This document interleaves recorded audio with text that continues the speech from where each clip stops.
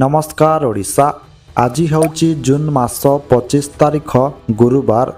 आउ राज्य में मौसुमी वर्षा को नहीं आज पाणीपाग विभाग तरफरु बड़ सूचना आसीछि।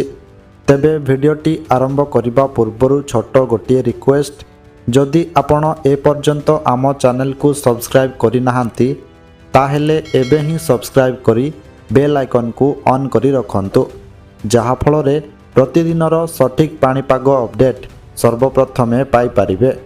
ओडिशा रे एबे मौसुमी पूरापूरी प्रवेश करि देछि। आउ पाणीपाग रे बड़ परिवर्तन आसीछि, जहार सीधा प्रभाव रे आगामी 5 दिन पर्यंत राज्यर विभिन्न जिल्ला रे प्रबलरु अति प्रबल वर्षा हेबार आशंका रहिछि। आईएमडी पक्षरु ओडिशार 6टी जिल्ला को आगामी 24 घंटा पाई प्रबल झड़ वर्षा पाई ऑरेंज वार्निंग जारी होइछि। एहा सहित 14टी जिल्ला रे बिजुली घड़घड़ी सह वर्षा आशंका थिबारु येलो वार्निंग जारी करा जायछि, जहार अर्थ हेउछि झड़ वज्रपात एवं तीव्र पवन जगु सतर्क रहिबा अत्यंत आवश्यक। केतेक अंचल रे पवनर बेग घंटा को 60 रु 70 किलोमीटर पर्यंत पहुंची पारे बोली पाणीपाग विभाग स्पष्ट सतर्कता जारी करिछि, जहा घरबाड़ी यातायात एवं दैनंदिन जीवन को प्रभावित करिपारे। भुवनेश्वर और कटक सहित ट्विन सिटी अंचल पाई मध्य विशेष अलर्ट जारी होइछि एवं सेठारे मध्य भारी वर्षा एवं वज्रपातर संभावना रहिछि। मौसुमी वायु एबे देशर अनेक राज्य को धीरे धीरे आवरण करुछि। आउ केतेक स्थान रे पूर्वरु भल वर्षा आरंभ होई जाइछि, जहा कृषि कार्य पाई आशार किरण नहीं आसुछि। तथापि चलित जून मासरे देश में गुरुतर वर्षा घटित देखा जाउछि एवं एहाकु 146 वर्षरे सबुठु शुष्क जून भावे रेकर्ड करा जाइछि, जहा एक चिंताजनक स्थिति। आईएमडी तथ्य अनुसार ए पर्यंत साधारण आवश्यकता ठारू प्राय 46% कम वर्षा होइछि, जहा मध्य भारत, उत्तर भारत एवं पूर्व भारत रे अधिक प्रभाव पकाइछि। महाराष्ट्र, गुजरात, मध्य प्रदेश, झारखंड एवं छत्तीसगढ़ भली राज्य रे मध्य स्वाभाविक ठारू कम वर्षा रेकर्ड होइछि, जहा जल संकट एवं कृषि उपरे चाप बढ़ाई पारे। अरब सागररू आसुथिबा आर्द्रतापूर्ण वायु जोगु मौसुमी प्रणाली एबे आगुकु बढ़ुछि। आउ आगामी दिन रे वर्षार तीव्रता आहुरी अधिक बढ़िबार संभावना रहिछि।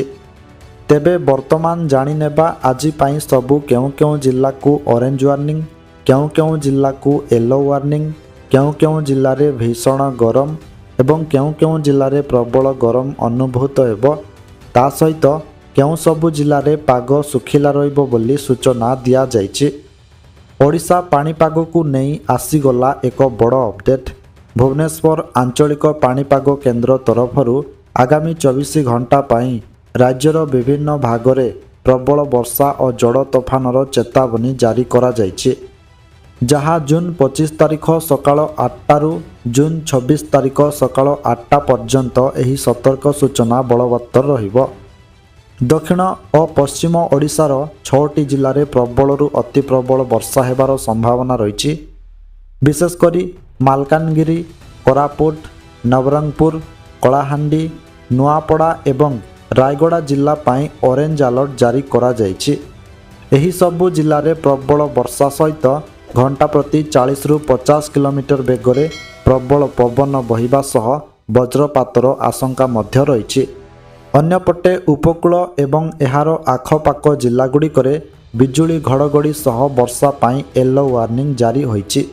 गजपति, गंजाम, पुरी, जगतसिंहपुर, केन्द्रापड़ा, भद्रक, बालेश्वर, मयूरभंज, केन्दुझर, सुंदरगढ़, जाजपुर, कटक, खोर्धा एवं नयागढ़ जिल्ला रे घंटा प्रति 30 रु 40 किलोमीटर बेगरे पवन बहिपारे।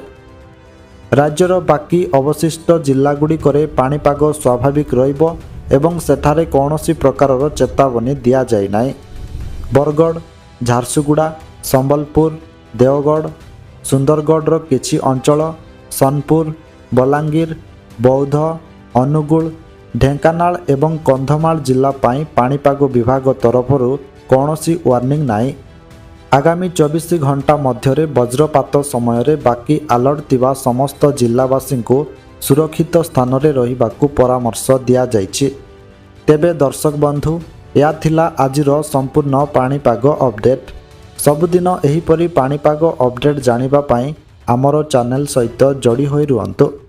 ଆଉ ଆପଣ କେଉଁ ଜିଲ୍ଲାରୁ ଏହି ଭିଡ଼ିଓ ଦେଖୁଛନ୍ତି ଏବଂ ଆପଣଙ୍କ ଜିଲ୍ଲାରେ ତାତି ଓ କାଳବୈଶାଖୀର ପ୍ରଭାବ ତା ସହିତ ମୌସୁମୀ ବର୍ଷାର ପ୍ରଭାବ କିଭଳି ରହିଛି କମେଣ୍ଟ ବକ୍ସରେ ନିଶ୍ଚୟ ଜଣାନ୍ତୁ। ଭିଡ଼ିଓକୁ ଗୋଟେ ଲାଇକ୍ କରିବା ସହିତ ଅନ୍ୟମାନଙ୍କ ସହିତ ମଧ୍ୟ ସେୟାର କରନ୍ତୁ, ଯାହାଫଳରେ ସମସ୍ତେ ସଠିକ୍ ପାଣିପାଗ ସୂଚନା ପାଇପାରିବେ। ଆସନ୍ତାକାଲି ପୁଣି ଦେଖା ହେବ ଏକ ନୂଆ ଅପଡେଟ୍ ସହିତ। ସେ ପର୍ଯ୍ୟନ୍ତ ବିଦାୟ ଦିଅନ୍ତୁ।